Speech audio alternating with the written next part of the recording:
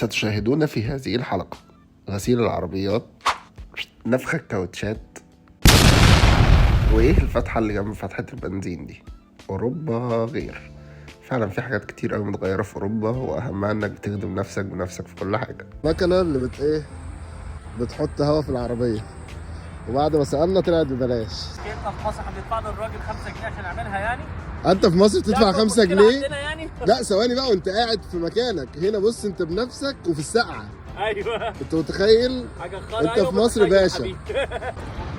بصوا بقى يا جدعان، حتى الازاز هنا بنعمله بنفسنا، مفيش حد يا اخويا بيعمل لك حاجه، كل حاجه بنفسك. تقول لي بقى ايه 5 جنيه 5 جنيه وهنا في تلج، يعني تخيل انت هنا عايش في التلج. يعني البلد الاولى ان حد يعمل فيها الكلام ده. يعني معلش انا لو اديته 2 زلوتي 3 زلوتي اللي هي عمله بولندا مش هيفرق معاه